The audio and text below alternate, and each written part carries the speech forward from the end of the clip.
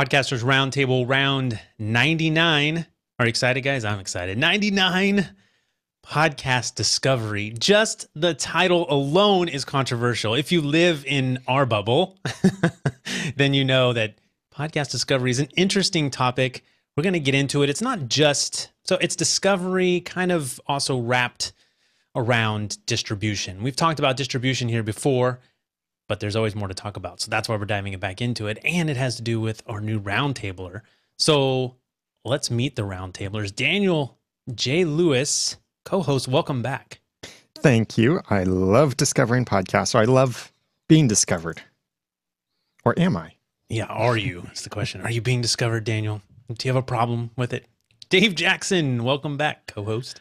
Yeah, Dave Jackson from the School of Podcasting.com. And I'm really looking forward to talking about this. This should be interesting to see if we can uncover things under different rocks and see what's going on. You got a lot of discoveries behind you.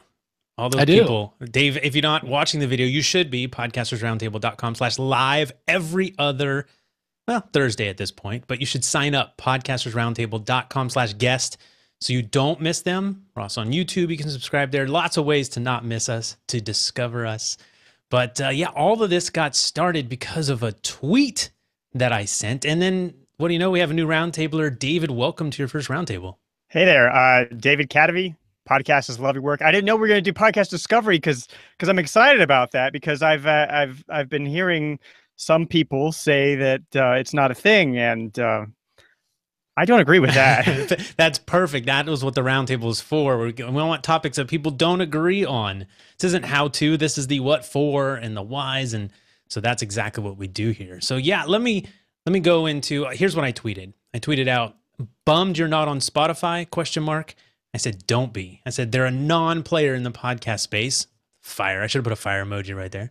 "If your show wasn't already popular, they won't change that." So there's a few things going on in this tweet. First of all, it's just fun to call out Spotify from the podcast perspective. All right. They have not done very well on their integration of podcast from my perspective as a podcaster and someone who represents oftentimes the average podcaster, the indie podcaster, whatever you want to call that. So really, I just always like to say something controversial and see what happens. But that's what I think of their integration. I think it sucks, and hopefully they'll see it. According to the latest news coverage, they are taking iTunes by storm. They're going to destroy iTunes. We can talk about that too. Number two, from what I hear, most of the people that I know who have gotten on Spotify, they're not doing that good. We have a counterpart to that. So that's why David is here. And number three, which was really the core of the tweet, if your content sucks, being on Spotify is not going to help, right? Your content has to not suck. So it's that simple. But David, what was your response to this tweet? I mean, I guess I was trying to figure out whether you were saying that being on Spotify wasn't going to help, which is one of the things that you just said. But at least in my experience, I actually just discovered maybe just a couple of days ago, maybe early this week, I found my Spotify stats in Libsyn, which, by the way, first of all, I'm lucky enough to be on Spotify. And all of a sudden it was like, oh, there's actually 16,000 streams since it got included 6 weeks ago or something that I had no idea about. Now, and I checked in with Libsyn on this, like, are these streams separate from the downloads? They said, yes, in fact, they are. Now, I still don't know whether they're real. like how engaged are they? Can I charge advertisers for those streams? Right. I still don't know that. So anyway, I was just saying that I've got a lot of streams in there, and in the beginning, yeah, it looked like nothing. But now, when you say that many thousand, that's your total from that particular channel, right? That's not per episode. That is the total from Spotify since 6 weeks ago. I get close to 30,000 downloads a month on my podcast. And so, it's significant. I looked at the numbers for some of those episodes, and it was like, okay, some of these episodes, it's 17% more streams than I have downloads. One of them, in fact, kind of took off, and it's got like 33% more streams on top of the downloads. that I already have. So this begs the question, does Spotify know how to measure things? Or, how are they measuring things, right? I'd be curious about that. We don't know that here. I mean, they obviously don't have their stats great because you have to wait for a while for your stats to show up in Libsyn if you are on Spotify. And the delay is supposed to be 24 hours, but it could be a lot more. And actually, I had talked to Jordan Harbinger from... Awesome. He has a great Google talk. You give a talk at Google recently on YouTube. Art of Charm. He was on here before. Cool, yeah. Jordan is the man. So from Art of Charm. I had looked around because I had investigated getting on Spotify, and I saw, I think it was a Reddit thread on Reddit/our podcast. And he was saying, yeah, we get 3% of downloads from Spotify. So I commented in the podcast movement group about the Spotify downloads and tagged him, and he came in and said, yeah, I mean, it's probably just because your audience, I get 4,000 downloads an episode or something like that. I'm not Art of Charm level of downloads anywhere even near. So for it to be, thousands and thousands of episodes could be 3% of their downloads. Right. So he was saying it was still not significant for them. Right. I commented that it's likely you got featured. I mean, finding podcasts in Spotify. Dave, have you tried to do this recently? Like, good luck with that. Yeah, the only way you can find my show in Spotify, and I'm like David, I'm lucky enough to be in there. They only take about 10% of the people that ask to be in there. You have to search for my podcast name. When it first came out, you could go, and if I click on all podcasts, you can see there's artwork, and I scrolled for days and could not find my podcast. No keywords aren't working for you at all. Nothing. Podcasting, how to podcast. You have to type in School of Podcasting, and then it'll show up. David, you can give that a shot too. I don't know if you've searched in an app there, but I'm doing. I mean, I've looked at my own. If I go into my app and I look at podcasts, and then I go to the lifestyle category, several screens down, I'm seeing Tim Ferriss, Gary Vee, EntreLeadership, Tony Robbins. I'm scrolling more and more and more. Happy with Gretchen Rubin. It's way down there. And I think I'm above James Altucher, though. At least I'm right. I'm right above Reid Hoffman, Masters of Scale.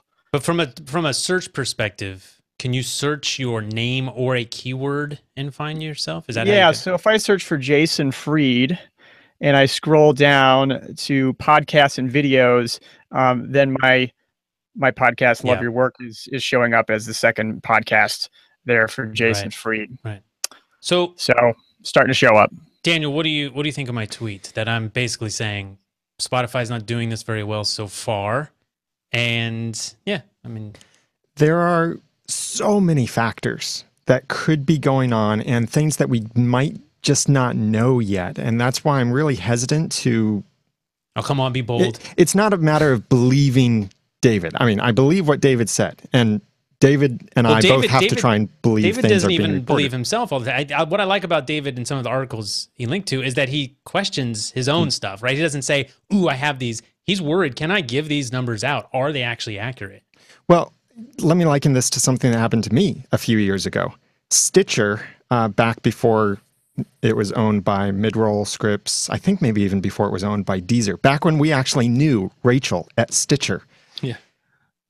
They featured several episodes of the Audacity to Podcast week after week on their front page. Now, what they did was they featured a snippet. I forget how long of a snippet. Maybe it was like a 5-minute snippet or 4-minute, something like that. But the way that Stitcher is designed it now is that, or back then at least, because they would still rehost your media, which they don't do anymore, but back then they did, they would ping the server where that media is originally hosted to say, this was downloaded through Stitcher, so count this as a download in your system. So it was that kind of cross-communication sort of thing through an API. And when I was featured on the front page of Stitcher for a few weeks at a time, my downloads for those episodes skyrocketed. It went from, at that time, maybe 2,000 downloads per episode to I was getting 75,000 downloads per episode. But those were people listening to only 5 minutes. I was knew going to say, they were because Stitcher listening to tells only you 5 that, minutes. Yeah, because that's all that Stitcher was giving them is a little 5-minute excerpt of my show, and then they could click through to listen to the entire episode.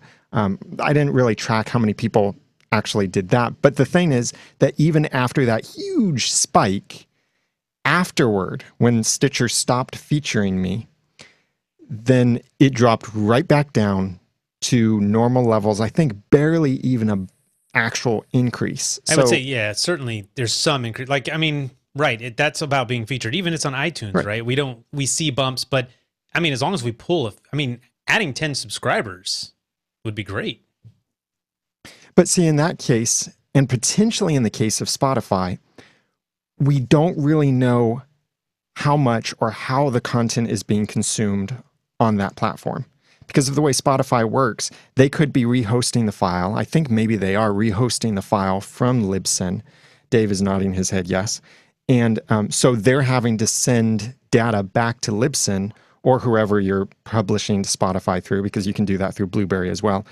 They're sending that data back. So then Libsyn just has to accept that. Libsyn can't apply all of their normal filters probably on those numbers where they see, okay, they requested this range of bytes, so we know they downloaded the majority of the file, or it wasn't an autoplay. We know the user agent, all of that stuff. But now we're talking about something. I mean, like, so we got to watch out we don't go too deep into like analytics, right? Or how podcast stats are measured, because that's a can of worms. Yeah. Well, so the simple point there is almost anything could be happening on Spotify, and we can't really know it. It could be bots, and we don't know.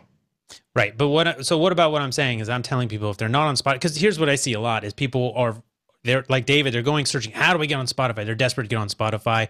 Now we've got this media attention that's saying Spotify is going to take on Apple. You better be on Spotify. And people are freaking out because they can't get on Spotify. As Dave mentioned, very few people right now, because Spotify, you suck when it comes to podcasting, they don't take almost anybody. And that might be actually good for them.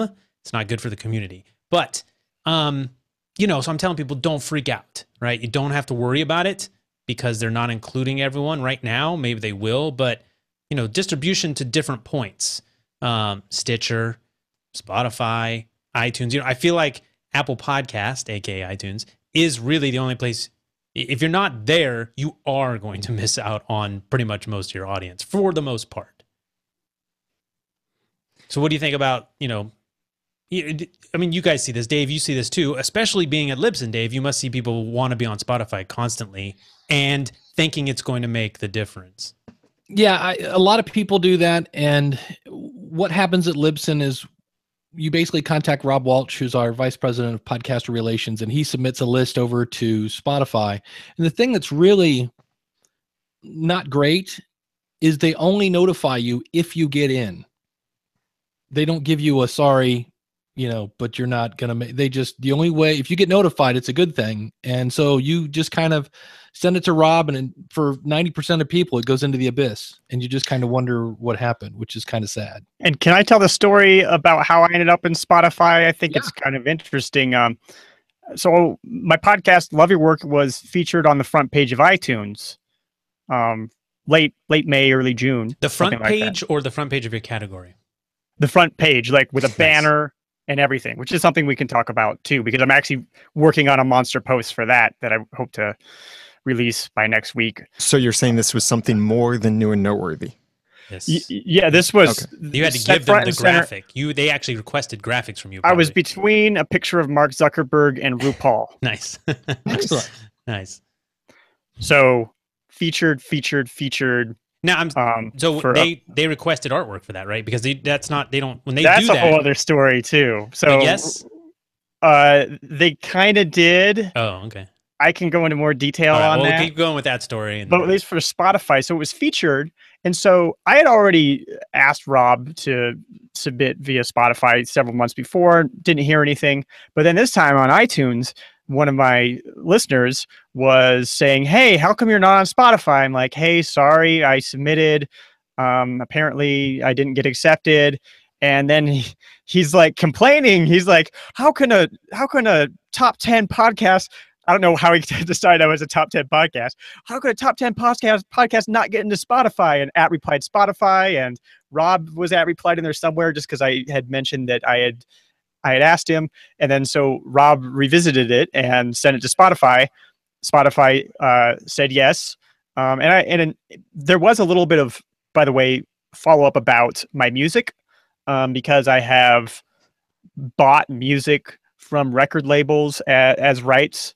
And so Spotify wanted to know for sure that I had secured those rights, because I think that they have that type of relationship with all these record labels where they got to be really careful to make sure that any of the, I don't know why Apple would be any different, but where they got to be really careful that Spotify's checking, Apple's not right now. I mean, for the most part, I mean, they'll check upon approval. Apple has always been, as far as I know, they put human ears on it, but Spotify, because they are Apple is too. Yeah. I feel like Spotify must be checking. Again, this goes to the limited number of podcasts they're allowing on. They can do that. Yeah. And it's a strategy that might work. I mean, they could eat some of Apple's lunch on this. Yeah, I mean, you can't take over. If I go to the Apple Podcast app and I want podcasts and I can't find half of what I search for, you're not going to eat Apple's lunch. But most people, what are they listening to? Most people are listening to, can I cuss on this podcast? Yeah, no? Yeah, sure. Okay. Actually, let's not, just because it's a good question, but let's not, so that if... Sorry, it's just what I feel in my heart. You got to come up with a different word. About the same crap that everybody wants to listen to, which I don't know, maybe that's a strong word to say about... No, it's a problem. NPR and Gimlet, they make good podcasts. I'm not interested in those podcasts. Right. The only good thing is these are nice. They're nice entry level, but what we're seeing, and this is probably goes to your discovery thing, is that people aren't then going out and getting other podcasts, right? They'll enter, this is the thing about Serial. Serial did for really amazingly well for Serial, not necessarily for podcasting, right? They got a lot of people in. It doesn't mean a lot of people went from Serial to another podcast. Although it did make the world start hearing about podcasts. Yes, it's always good. Because the people who were listening had enough influence that they started covering it in media, making fun of it in Saturday Night Live and all of that kind of stuff. Yeah, it's just that the credit they get for exploding the space is not accurate. Yeah, had a role. One of the things about this that I'm wondering with these different features and stuff, and where you might succeed in different directories and such. One of the things I'm still kind of thinking about with David's podcast is, from its theme, its concept, love your work, maybe it's the word love and it's in a music-based catalog. So maybe it's somehow showing up in like love song listings or something like that. That's interesting. But I mean, if you had a music review podcast, and if Spotify would allow that kind of thing on their system, I could see that doing much better on Spotify, because if you, for example, searched for Taylor Swift, maybe your podcast would show up at the bottom of a long list of Taylor Swift music and covers and everything else that's actually music, but your podcast would be listed in there. I mean, that's how our friend Cliff Ravenscraft got so popular with his Lost podcast, is that he launched that right around the same time that iTunes started including TV shows. So people were getting into iTunes looking for Lost TV show episodes. And that makes a lot more sense, because if I'm watching Lost, I'm more apt to go listen to a podcast. But if I'm listening to music, I don't want a damn podcast. Like I'm not going to sit here and listen to an hour of talk. I want to press shuffle and hit the next song. I think it's a tougher barrier for them. Apple has the same thing, but at least in Apple, like you said, you could be searching for TV shows and other things where people want to take deep dive fans into a podcast for sure. But I just searched for love on Spotify. I wasn't in the top 4, but I'm somewhere in the top, I don't know, 20. Nice. Something like that. That might, you never know. I mean, it's a big stretch to go from the word love to love your work podcast, but hey, at least you're there. Well, I'd like to announce that the School of Podcasting will now be known as the School of Love. There you go. Dude, School of Love. I mean, that would be a huge podcast. It's not far from Art of Charm, at least how they started, bro. Like, School of Love would be huge, Dave. And we know you, by the end of this round, you'll have the domain and the podcast will be started, probably on Anchor. Oh, my goodness. You can start on Anchor right now, Dave. Exactly. Well, I did a little math behind the scenes, and I looked at my numbers in Spotify, and I'm in the same boat, somewhere between 2 and 3%, which is basically just a little less than what I'm getting in Stitcher. And here's the thing, like that. So I think all of us agree it's key to be everywhere you can be. I mean, Daniel's got a whole site from my podcast reviews. That's not it though, but podcastplaces.com. Yeah. Go there and you'll find out there are like over 100 places that you can list your podcast. And we're not saying don't do that. I'm kind of saying don't freak out if you can't get into one. It's not going to make the difference, but if you're there, I mean, I'd still encourage you to try to get on there. iHeartRadio, Spotify, whatever it is, because yes, if you pick up 1, 2, or 20 more subs on that channel, that's great. You want that. So that's not the question here. But when we're talking about podcast discovery, David, well, I guess I want to know what that means to everybody, because I guess I have a different idea. When I say podcast discovery, what does that mean for you, David? Oh, well, I think that, all right, obviously as podcasters, we think podcast discovery is a problem because we have trouble finding new listeners. Then the question is, there's a couple of questions. One question is, are our listeners having trouble finding podcasts? Right. We're also listeners. Do you have trouble finding podcasts? I do, but I think that we're super listeners. Now, Yes. I have some evidence about why I think listeners in general are looking for podcasts. Now, then there's the other thing is like, will podcast discovery companies survive? Now, if you hear, you listen to the feed and Elsie is really just, podcast discovery is BS. It's not a thing. I'm not sure exactly what she means by that. If she means that companies will not survive. Rob will tell you, and I invite him last minute, so I wish he was here. He would say the only people have problems. But I think Elsie's usually the voice of reason in terms of she's a little bit more open, where Rob will tell you exactly where he stands. And I think Rob's idea is that the only people who have a problem with discovery are people who are not getting listens or something. I don't know. What's the line, Dave? You're like right-hand man. Do you know Rob's stance on that? Yeah, the only people that think there's a discovery problem are the people that haven't been discovered, I think is how he says it. Something like that, yeah. Yeah, and I don't agree with that statement. And right, and it leads to great conversations. So Elsie Escobar and Jessica Kupferman just had a great conversation about this. Actually, I think it was more like Jessica was going on a rant about this maybe. In She Podcasts podcast, the latest episode, which at this time, episode number 155, Podcast Discoverability. And she likened it to a grocery store with all of these different ingredients or all of these different products, versions of the same product, basically. Like ketchup. Okay, you go in a grocery store and there are 20 different brands of ketchup. The ketchup is there. I'm going to butcher her thing. So just go listen to episode 155. If you're not looking for ketchup, groceries, I used to work in grocery stores. They'll get it in front of your face. But and that's the key here. Like, David, you said will podcast discovery, like companies or startup, will they survive? And I think if you start off with you build something for podcast discovery, you're going to fail and I want you to tell your product hunt story. Yeah. And I think this goes to product hunt. And I think it seems like they were doing it right and they shut it down. But anyways, let you finish your idea about discovery. Oh, mine? Yeah. Okay. Yeah. Well, I guess I was just going to say, I don't think that the companies will necessarily survive, or it will be very difficult for them to. I think that, I think there's sort of a pit. You can be a pickaxe salesperson during the gold rush in some ways, the way that Overcast advertising works, which I'm sure there's something we'll talk about. But that's an app, and it has other ways of getting revenue. But I've seen so many times on Twitter and Facebook.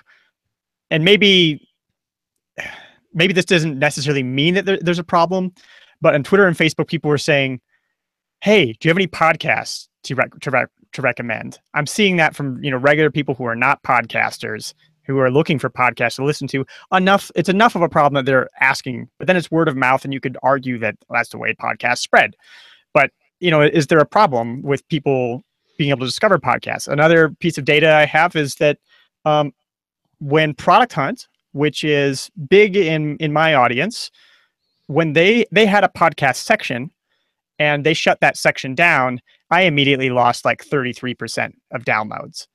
And I had asked them like, hey, are you pinging these MP3 files just when somebody loads the page, or just trying to figure out, was this data real? And they were saying that they weren't pinging the MP3 files.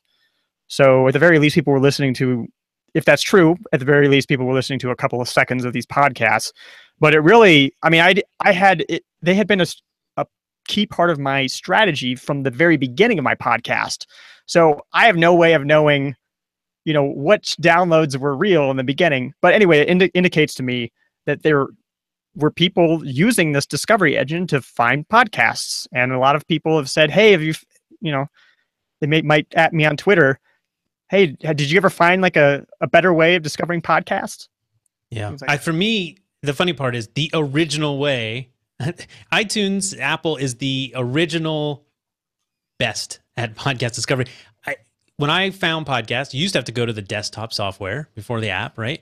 And when you clicked on one, there was a whole lineup under there, and it said people who are listening, this was great. Yep. People who are listening to your show, to the show you just subscribed to, are also listening to Dave at School of Podcasting, the Audacity to Podcast, the Work You Love. I mean, anything. The algorithm was fantastic at knowing what other people were listening to. It's just a numbers game. And I'd be like, yep. And I would just have like 90 podcasts in my podcatcher. Now, did I listen to all? No, but I certainly found like all the podcasts. It worked amazing. So literally, hey, Apple, all you have to do is work this into the podcast app, which is where we know the majority of podcasts get listened to anyways. If they just had I know the space is limited, but if it just showed you people are listening to this, are also listening to this wouldn't be an issue. It wouldn't even be a conversation. And are you familiar with the Breaker podcast app? No, no. Okay, so that's another one. But it's it's still early adopters, still people who are on Product Hunt. Kind of, I think, went from Product Hunt to Breaker. And actually, when I spoke to Product Hunt's CEO and founder Ryan Hoover, he recommended Breaker to me, and it is a social podcast listening app. You can see what every podcast that people you are following are listening to. You can comment on podcasts. You can see who is subscribed to your podcast and follow them, engage in comments with them and everything. And so it has promise. Yeah. I put it on Apple because, look, every podcast app, even the most dominant, Overcast, Stitcher, the percentage of the market they have compared to is just ridiculous. Like Apple would turn the tide. I mean, Apple has to do something if this is something that everyone agrees is a problem. But I mean, they already did it. If they could work in their app, it'd be so excited. But hey, podcast discovery, or do we have a question from Addie? That she talks about Overcast too. That was something else. That was just in the chat. Yeah. Okay. Podcast discovery, Daniel, what does it mean to you? I want to refer back to this before I answer that question. Elsie and Jess talked about this article that Mark Ramsey wrote on his website, markramseymedia.com, I think. And title of the article is "The Problem with Podcasting is Not Discovery" from July 31st, 2017. I'll read an excerpt from this in a moment after my browser refreshes. There we go. Discovery is not a problem because most consumers don't want to discover anything. Discovery is work. It's a chore. Digging for treasure is only fun when you know there's actual treasure under your shovel. Think about how you feel when you walk into a supermarket looking for some potato chips, only to discover that there is a mile-long pop-up in front of my face, that there is a mile-long aisle stocked with hundreds of varieties. Hey, no discovery problem here. There's plenty to discover. But who wants to take all the time and effort? It's just potato chips. Likewise, it's just a podcast. My time is much more precious. Indeed, the supermarket problem is called choice paralysis. And one of the most common results of being presented with too many options is that the consumer elects to choose none of the above. Great article. And is that why Netflix, the Netflix rating system for the tens of thousands of movies that are available is just crap and nobody likes it? And I would also disagree because someone killing it is YouTube. My goodness, no one puts content choices in front of you more and just keep going. Yeah, I want to see it. YouTube has figured out discovery in a crazy way because they know everything about you. Yeah, but see, YouTube and podcasts are so radically different That's from content. what discovery means to them. I mean, on YouTube, No, podcasts are the problem because you don't sample podcast easily. right, exactly. On YouTube, it's very easy to jump from one video to another. You watch a video on one thing and you see other videos recommended on that same thing. Maybe we need better artwork. Thumbnails do it. I'm telling you, thumbnails and titles do it. Except how they're about so this? tiny. I like. There's something about the YouTube comparison that I think is interesting and worth exploring, and that is the incentives, right? Why does YouTube do such a great job of recommending new videos to you? Ads. It's because they have an ad platform and they are incentivized to keep you on YouTube. And I was thinking about this today as I was writing my article about Apple featuring podcasts. My guess is that Apple features podcasts because the podcast will get people to listen to more podcasts. But wait, why does Apple want people to listen to more podcasts? Where are the incentives for them to get people to listen to more podcasts? Because podcasters are obsessed with ratings, and so they will beg you to please go to iTunes and leave me a rating and review. And Apple is praying that while you're there, you'll buy a movie or a book or something else. That's the only thing I can think But of. I mean, you don't have to, why do podcasters, before they monetize, what's their incentive to get more listeners? I mean, you're building something, whether you're building towards something, it never hurts to get more eyeballs for longer on your platform, whether it's they're playing a long game that they don't have a reason for now, or they just want people digging around in their app or iTunes. Something could be coming, but it never hurts to have more attention on your product to dominate one side. I also think part of Apple's brand is think different, right? And we're the people that are going to throw hammers at the 1984 TV, and we're busting out. And there's nothing that's more busting out than podcasting. And Apple is about enabling creators. I mean, you look at GarageBand, Photos, Pages, Keynote, they include this all for free now on any Apple device that you buy. Why would they do that? Give you something free? It's because it's part of a better ecosystem and it enables creators. Yeah. So, yeah. And so they see podcasts, and you go back to when Steve Jobs back in 2005 originally announced that podcasts would be coming to Apple iTunes. It was about the creativity, that here are independent creators making great works. You look at different industries, movie industries, and independent creators don't really succeed in movies because it takes a lot of work to make a really good movie, but it doesn't take a lot of work to make a good podcast. So I think that's why Apple is so eager to feature podcasts and invest time and personnel and expenses into supporting this industry. Apple just wants to be number one. Who doesn't, right? And they're number one in podcasts since its inception, and they're going to keep dominating if they even try a little bit. But I am, it does segue interesting into Overcast, because Overcast is becoming more and more popular. I think it's almost probably the second top app at this point, maybe. The latest I heard on the feed was that Overcast was 1.5% of all downloads. Right. Now, for me, it's 25 or 30. Right. And so, but I mean, as a podcast directory, as its place behind like the Apple Podcast, it's gaining against other ones. Anyways, the percentage is really low, but it's getting better and better. But the thing is, Marco, it used to be a premium app. That didn't work. He opened it up for free, and now he's introduced this ad model, which I am seeing, and you wrote an article about this, David, and I'm seeing this on my own work as well. We have a podcast there. Basically, you can put ads onto Overcast. Okay, so you're in an app where people are already listening to podcasts, right? They're in a place ready to subscribe, even more so than if they're just listening to your podcast and you say subscribe. So they're ready, but you can put an ad into the categories. This is just like the iTunes thing where it said people listening to this also listen to this. That's when they show your ad to those people. And the return for the money that it's right now versus the subscribers people are picking up, what I've seen has been amazing numbers. It's working really well right now. It's also early days. Once you see it all the time, maybe not. But, now that app has incentive, right, to get you to just show you more podcasts that you would like because they're getting their ad revenue from that. So you're seeing this work for you, right, David? Yeah, I bought an ad on Overcast a couple of times, and I reported the results in a blog post on Kadavy.net. I think if you search for Overcast advertising, you would probably find it. And actually, since that blog post, I think in that blog post I was paying roughly 76 cents a subscriber. I was advertising the arts category, which is not, yeah, right. And if you break down their numbers of what they estimate for what you pay, most podcasters are paying $1 to $1.99, I think, per subscriber. So I was getting like 76 cents, and then I bought another one in the business category, and I was paying like 56 cents or something like that per subscriber. So a couple of things there. It was nice because it indicated to me that perhaps I had decent enough, that had above average content if I was getting the new subscribers for so cheap. I have a question on Overcast because I don't use it. I have used it, but I use Pocket Cast. You can't sample a podcast there. You have to subscribe to hear it. So on Overcast, can I sample your show before I press subscribe? Yes. That's a good question. Yeah.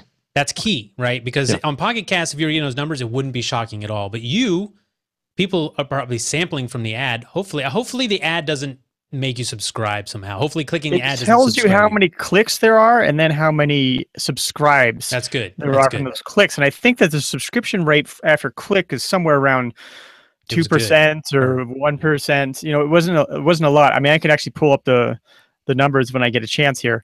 And when you advertise on Overcast, overcast.fm/ads, by the way, how long is your ad in there? For 1 month, though. I don't think they have it. I don't think he has it totally down yet to a science. Things have been changing a lot. He's been experimenting with it, because I feel like I had one of my ads must have been up there for like 40 some days. Okay, so I've got my numbers up.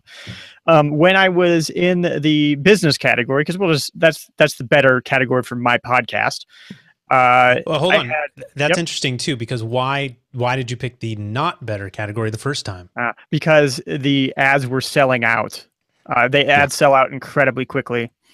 And so only arts was available. And then the next time I bought, I don't know if Marco had seen my article or what happened, but the next time I bought under technology, because some people in technology recognize my name from a book I wrote, Design for Hackers. And so I figured I'd try that because business wasn't available. And then Marco emailed me and said, well, how about business category? Now, business category was sold out at that time, but he went ahead and made the change because he felt like it would be more relevant. So got a little, I don't know if it's special treatment or if I just got lucky on that one. Well, so, he wants you to succeed. I mean, he has motivation for you to succeed. Sure. Yeah, exactly. And he's just experimenting. So in that, I had roughly 100,000 views and 4,000 taps, which was 4% of all the views were taps. That's a pretty high click-through rate, actually. And then 11.7% subs. So it was 472 subscribers. I'm trying to remember. I think I might have paid $2.99 for that. It was either $2.99 or $3.99 that I paid. It must have been $2.99. 200 and what are you saying? $299. Yeah. Yeah. Okay. Yeah, it's now $400. $400 for what? For a month ad in the business category. How much would you pay for? And how much would you not mind paying for a subscriber? Me, I mean, at this stage, I'm not doing that stuff right now. I've decided to stop throwing money in the money pit. Is the podcast a money pit? Yeah, Can be. Is that a topic for a show? They're all topics, man. Yeah. Yeah. So I mean, I guess in my mind, I was thinking like, oh, $1 would be great. I mean, try advertising on Facebook sometime and try to get yourself a subscriber for $1. Yeah. Good luck. Yeah, when I did the same thing. I was in the business category. I had 64,000 views, 3,940 taps, which was 6%, and then nice. And then 4.3% subscribed, which was 168. So I was paying a little over $1, basically.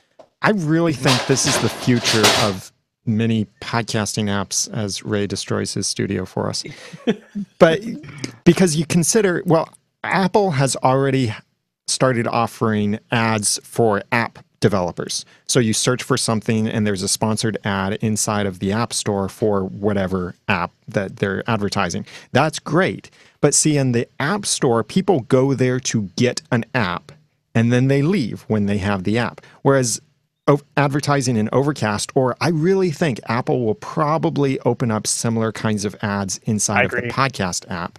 But would it be in the catalog or would it be in your actual app? I don't know. But see, it's now you're in the consumption area and the ads are in that same consumption area. So that's a much better potential for being discovered or for getting in front of the right audience. But it still goes back to, is what you have worth someone else's time? Are they interested? Is it good? Well, I think it was you, Daniel, that said you put your shovel over the gold. And the one thing, I started a podcast as a test called the Podcast Rodeo Show. And the idea is I start to listen to your show and see if I can last 8 seconds. And I'm amazed. I didn't know the premise. I saw that, but I know the 8 seconds is great. Well, it's not actually, I give you my first impression. And I had one the other day. It was a bunch of comedians that started off and they took forever to introduce people because it was, Jam and Johnny gonna do the thing. What's up, Johnny? And the guy's like, what's up? Good. And then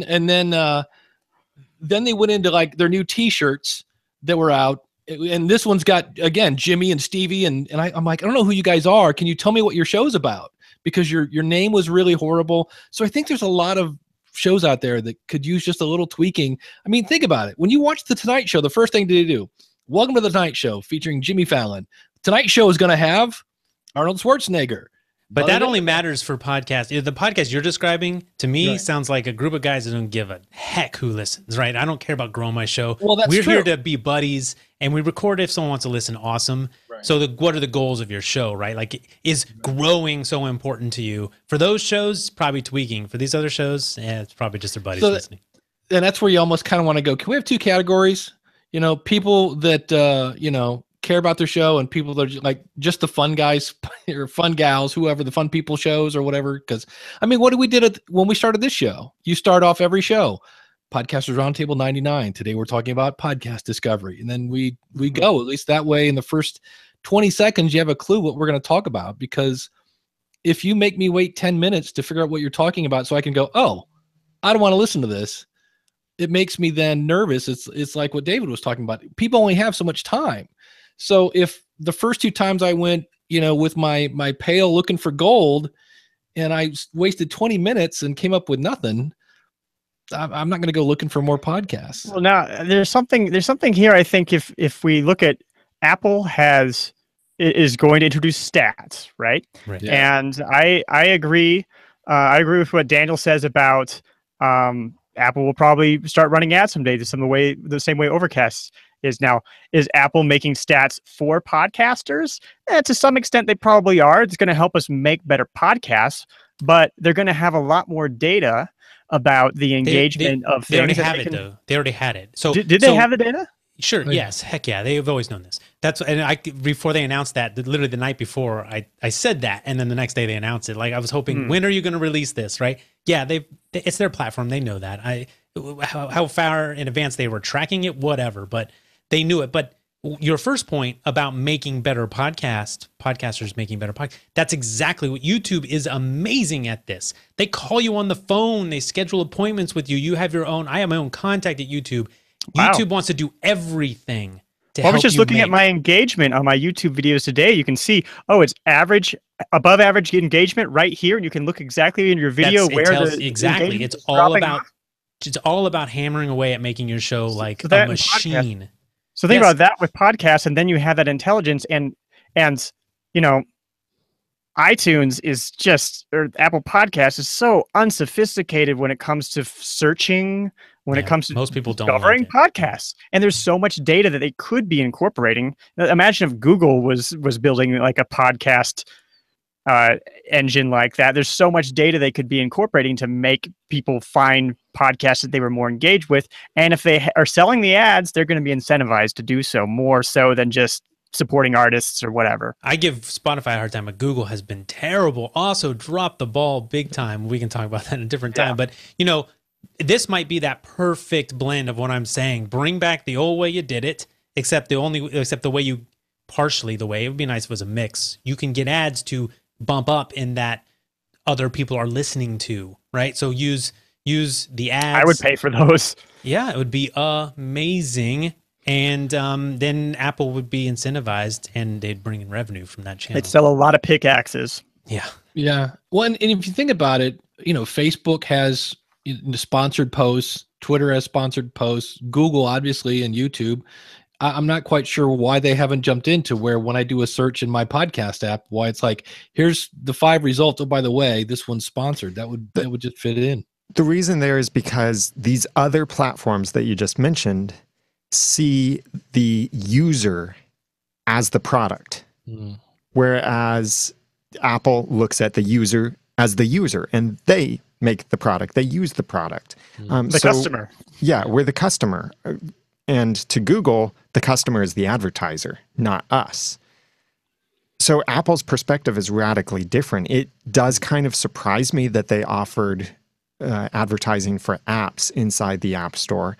But then again, if someone visits a paid app through an ad and buys that app, Apple still gets 30%. So they still have the big chance to make money opening that up. They don't have that chance with podcasts unless it's just the pure potential to make money from the podcaster who wants to pay to advertise. It'd be nice, even like the way show notes, like if you have to swipe or press, however you get to show notes, if you could just swipe to the side while you're listening. And I know a lot of people, while they're listening, they're doing something else, but you have that opportunity that you could swipe and then give me the other people listen to these, and just so I could scroll it like an Instagram feed, man. I know I can't sample it that way, but you could sub or save for later. That's what YouTube app does. YouTube app is amazing as well for consumption.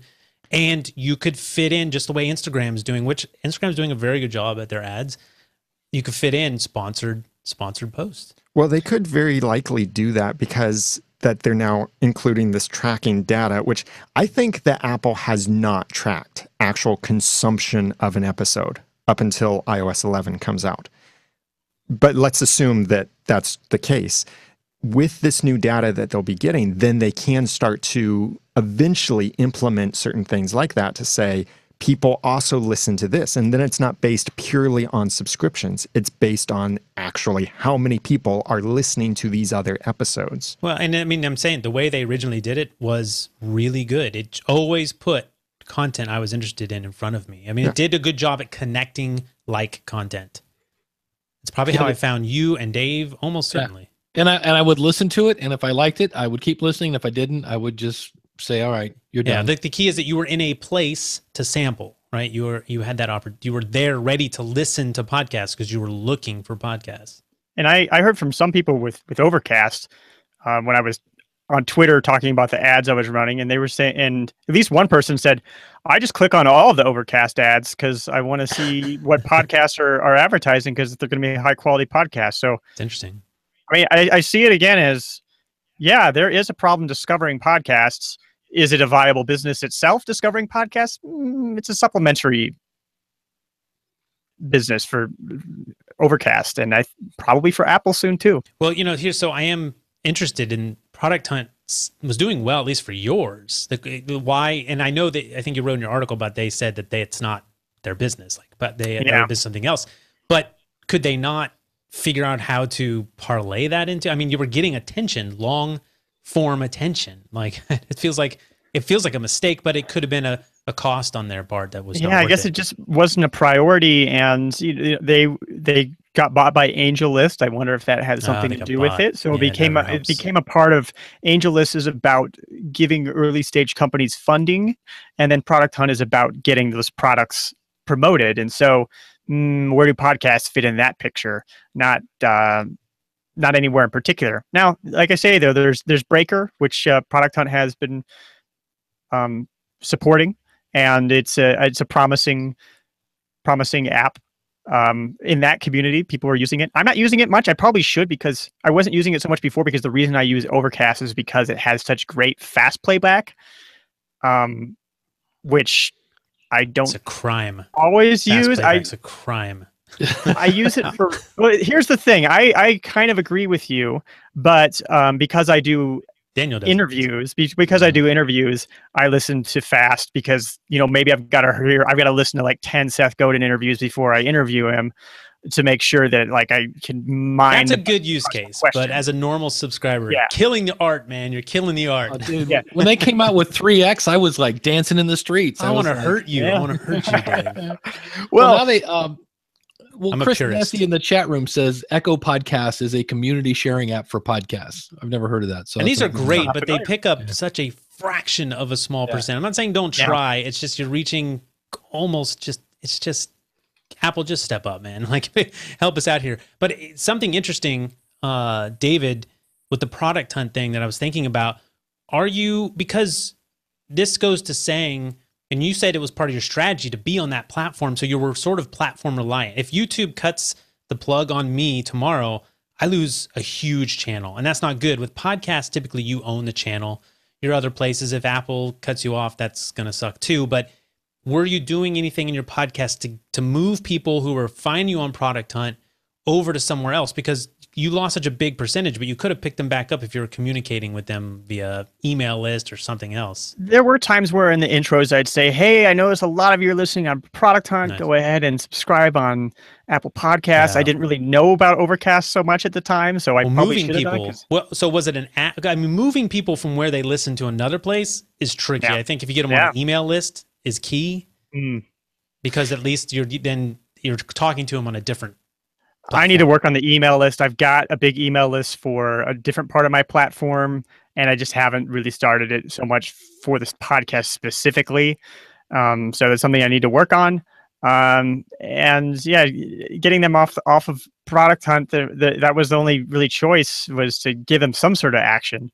So asking them to subscribe was but I feel like I realize that it's hard, but I don't know, if I hear a podcast I really like, you'll go find out how to subscribe. Yeah, that's true.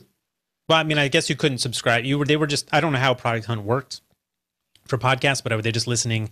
No one was really subscribed. They were just listening one-offs. Again, so Product Hunt was just a website where you could look at, Amazon launched this new product, or some people. But they had a podcast section. I mean, how did they find? Yeah, and they had a podcast section. So there's mostly text. So there can be games. Right. There can be like, we made this bot where you can talk to the presidential candidates. Just apps that people were making. And then on top of it, there was also podcasts.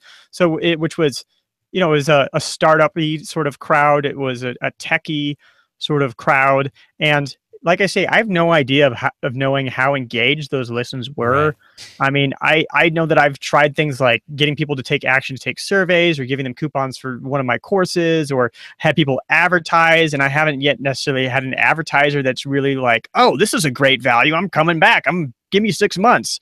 So I don't know if those were real. And add to that, Overcast. I'm actually starting to wonder, Overcast takes up a huge percentage of my downloads now, since I've bought a couple ads and basically bought 800 subscribers from Overcast. Are those real? I don't know.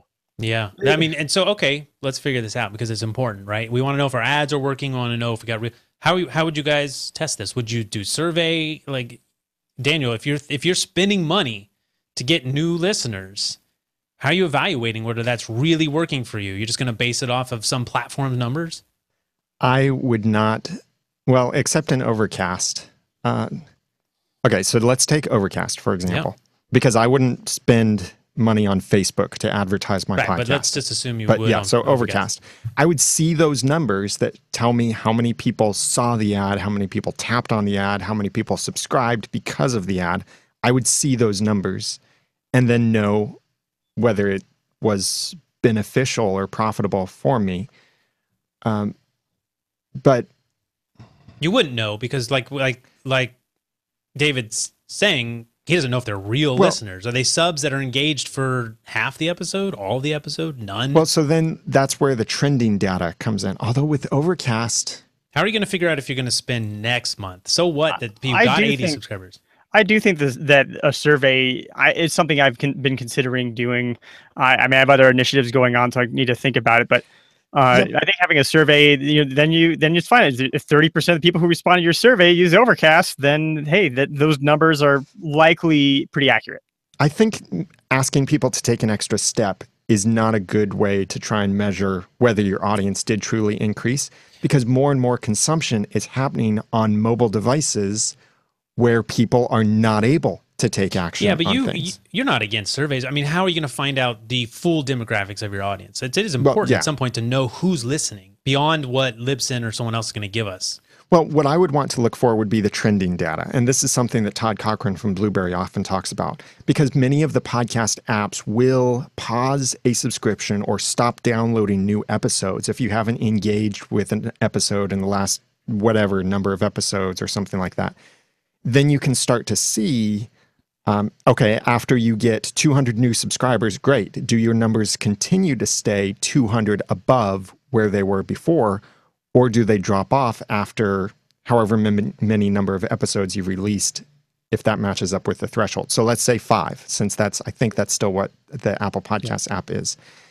If after 5 new episodes, when you get this big spike of new subscribers for being a new and noteworthy, after 5 new episodes you released, if whatever subscription numbers drop, I'm talking subscription numbers, not meaning like consistent downloads per episode, then it kind of tells you that, okay, those people aren't engaging. They aren't staying with the podcast. But if you get to a new plateau and you stay there and continue to go up after that, then I think that tells you that, yes, these people are listening to the episodes. They're engaging with them in some way other than simply deleting them. A good thing about having good stats like Libsyn or Blueberry is that you can tell where people are coming from. So you could actually parse that out by app, right? Even Overcast. So if you put your ad, you see the spike for Overcast listens, then you average out over the next 4 months and see if that is rising, then you know you're keeping those people, some of those people you're reaching on Overcast. According to the Libsyn stats, yes, I have kept them, but I don't, it's hard for me to say like, oh, there's definitely more, I'm getting more emails from people and, you know, and I'm bringing my advertisers more results. And those are the parts where, you know, it makes me wonder how many of these, and I don't know how Overcast handles it if you subscribe and then you never listen again. Right. Does it stop downloading them? I'm not sure. That's important. But it makes you wonder, is that happening? I don't think so. Because I know I have a couple of shows where it's like keep the last 3. And if I don't listen to any of them, it just keeps it deletes the 4th one and gives me a new one. So it keeps downloading, right? But well, see, okay, so that's another problem. Like I don't set anything to auto download. I don't understand it because I press play on everything. Makes no sense to me. But most people still do, from what we know.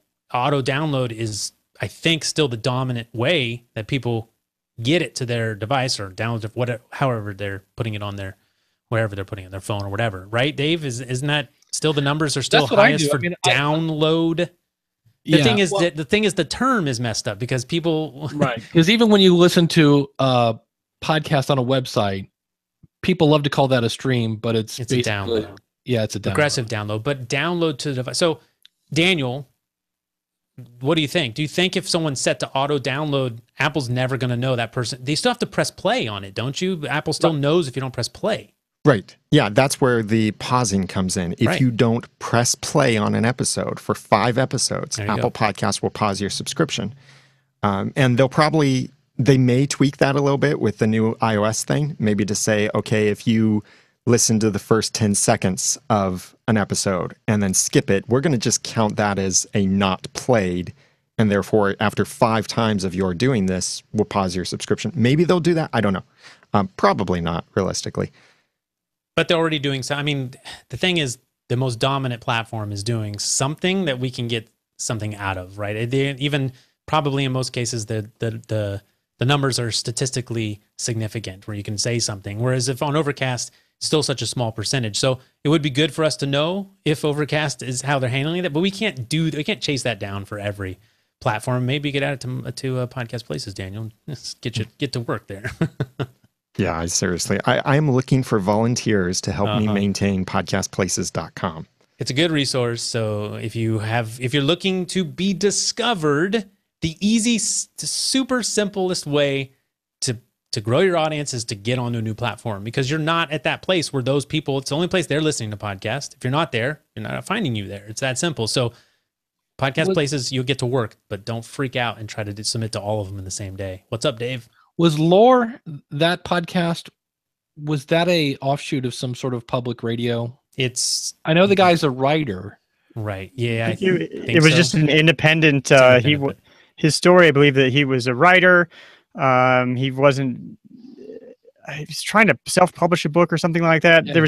It was from the podcast movement talk that he did. And it basically said, "Oh, I just ended up recording audio, and then that's how it became a podcast." If I'm remembering correctly. So is that a case because he has friends in the media? He was able to get exposure? Because I mean, part of me goes, well, that guy didn't have any exposure problems, and they're turning his podcast into a TV show. I think the right person heard it. And they wrote about maybe that, or he has writer friends. If he's he got press because it was really good. That helps, but there could be stuff that rivals it that's not getting that kind of press. And also, you think about the nature of the content is such that the potential audience is almost infinite. It's stories. That's why it's the hot. It's stories the hot format right now. And Aaron is somebody. Aaron Mankey, I believe is his name. He's one of those. He's one of these people who will say, don't worry about anything but quality with your podcast. And I'll sit there and shake my head and say, yeah, I mean, it's true for a storytelling podcast, and quality is important and most people overlook it, but I don't believe it's enough. So I would agree with that. Well, it will the theory is that it rises to the top. The quality, right? The cream rises. That if it is that good, so if we're talking about quality of production and content, people can't not share it. Yeah, but on the other hand, I think of 1,000 new podcasts coming out a week. Yeah, it's hard to rise to the top when you got 1,000 podcasts landing on your head. Relevance is what attracts people. Except that quality is what keeps them.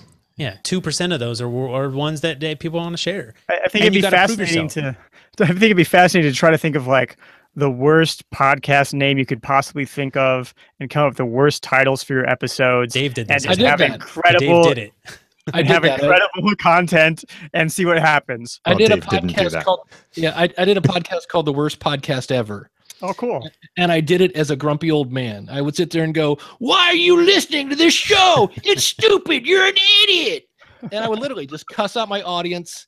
The Heil PR40, is it German? Should I Sieg Heil? Is it a Nazi podcast? What's the, and eventually got kicked out of iTunes. I guess somebody said they didn't like that's too bad. But I would still get 10 downloads an episode. If NPR had promoted you, you would have done really well. Yeah.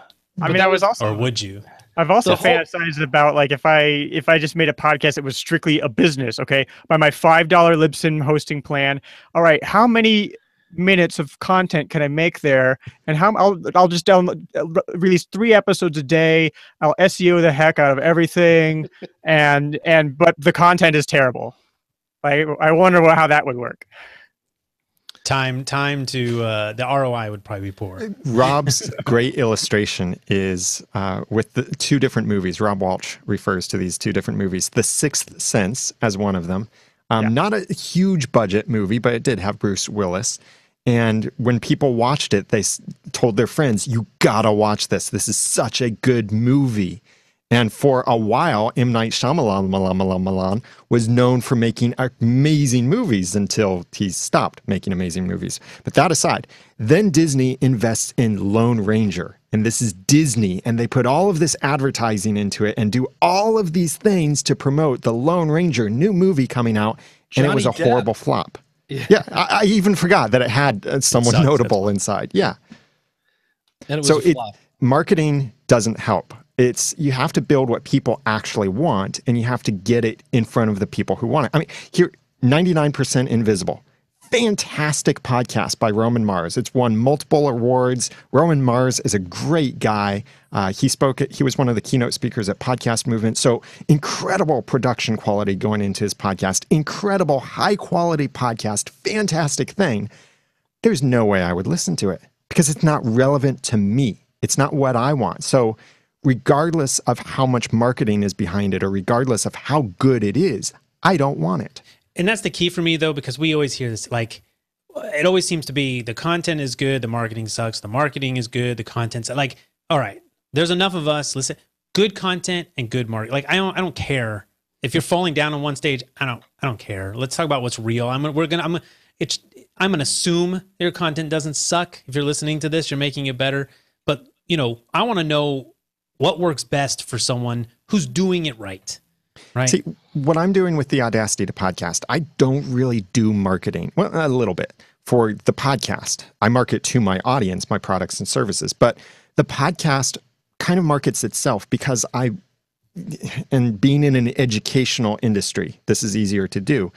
But I create content that people are actively looking for. People are asking these questions. They're entering them into search engines. That's They're how YouTube posting works. them in social networks and such. And so I can respond with a link to the podcast, or they discover my podcast because they searched Google for it and my podcast came up, or dominate certain search results. And that works with even for my entertainment-based Once Upon a Time podcast about the TV show, because people are trying to figure out, like, who is Rumpelstiltskin or who is Sheriff Graham, really? And so they type this stuff in and they find our website where we theorize about this stuff.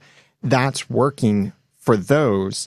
I'm not having to invest much in the marketing, but when people get there, the content better be good enough for them to want to stay. Right, but And you the could quality of market it. and do better. Oh, yeah. Yeah, I could. But But imagine if you it's had more the important. imagine if you had the same content and you didn't know search engine optimization. I think you'd probably not be doing as well. Right. Yeah, I wouldn't. Also, well, make sure you have a website at a minimum. Write some show notes. Do a little work, and hopefully you'll be found. Because maybe someday Google will actually get their act together. I mean, I've been saying for a long time. Imagine if the way Google used to show you videos. The first two things were videos. I mean, they know by your searching. They even half the time they know your intent. They know what you want. Like, if they could tell you, hey, there is a whole deep dive in this podcast about it. I don't know why that would not be good for them, at least in the top results or on the side or something. So whatever. All right. We're about an hour here. So I think that we could probably do more distribution and even discovery. So maybe we'll have this one on again, but tons of fun. Let's see, David, you've said Podcast Movement several times. You're going to be there? I am going to be there. All right. We'll I'm flying see. all the way from Colombia. Oh, wow. To Podcast Movement in LA. That is a testament. Okay. Why? What do you get out of that? That's expensive. It is expensive. I had more money when I bought the tickets. You want a free Libsyn shirt. Yeah, that right. That was several months of podcasting before right now. So I went last year in Chicago because I happened to live in Chicago at that time, and I was actually going back to Chicago from Columbia to empty out my apartment.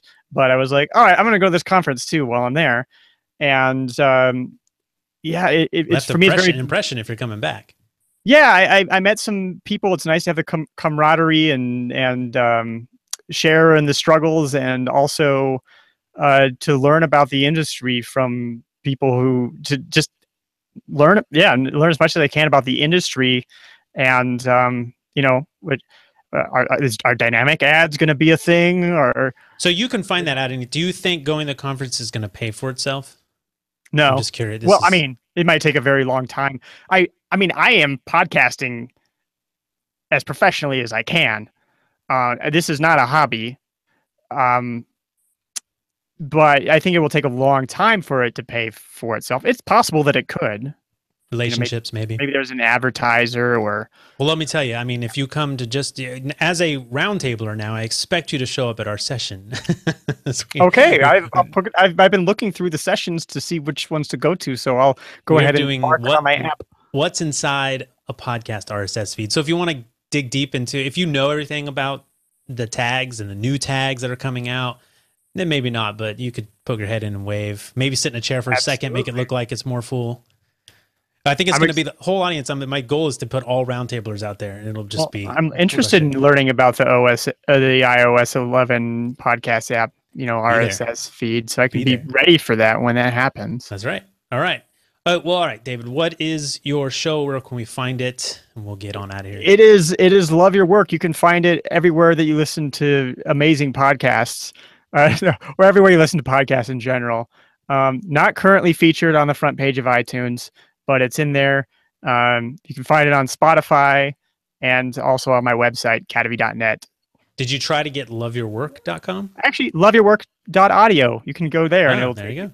It's on my personal website. It doesn't have a website dedicated just to the podcast, which is a whole other issue. I mean, you might be the brand, right? I mean, it's Yeah. Oh, well, okay. There's a whole discussion. There's a whole nother roundtable there. Kadavy.net's been around for 13 years, so Love Your Work's been around for 2. It was a good place to just go ahead and put it on there. Nice. Well, it should be there regardless. I think even if you definitely want people to find your podcast if they go to your site, if it has anything to do with you, which it should because you're the host. I would hope that it would be there. Having a separate website is a whole other conversation. We've actually talked about it, I believe, but we got to save something for the next round. We got 100 coming up. I'm so excited. So, Dave, thanks as always. Oh, Dave, we're up to Dave now. I'm sorry. I just used Dave, not David. Yeah, you did. Dave Jackson from the school of podcasting.com. Stop by and say hi if you're coming to Podcast Movement. I'll be at the Libsyn booth. Podcast Movement will be right at the time we should be having 100. So I think 100 is going to be after Podcast Movement. But we'll figure out a way to do something fun. Daniel, thanks for joining us as always. Thank you. I have a new $8,000 course coming out, which is how to get into Spotify new and noteworthy. So look for that soon. I'm Daniel J. Lewis from theaudacitytopodcast.com. One last thought I want to share briefly is bringing this back. Podcast discovery is not the problem because people aren't struggling with discovering podcasts. They're struggling with being aware of podcasts. So we need to focus on fixing the awareness problem, and then we can focus on maybe helping their discovery along when it's relevant. Check me out over at theaudacitytopodcast.com. So there is a podcast discovery problem. It's podcasts themselves that people need to discover. All right. That is our job. We are part of internationalpodcastday.com. Daniel's got the shirt on. There you go. See? So you have to go to internationalpodcastday.com. We celebrate on September 30th, but it's a thing you do all year round. Spread the love. Tell people about podcasts. All right. If you're on a plane, you have a lot of time to sit next to the person next to you and introduce them to a podcast. Ask them what they're really into, and maybe they'll find something they absolutely love. So yes, internationalpodcastday.com. All right. podcastersroundtable.com/guest will get you on a roundtable at some point if you let me know what the heck it is you want to talk about, or maybe you just answer my tweets with something controversial with another side. So like I did yesterday. That was perfect. David killed it. We got on here. So lots of fun. We have a new roundtabler, and we will see you next time. Wave goodbye. Thank you. See ya.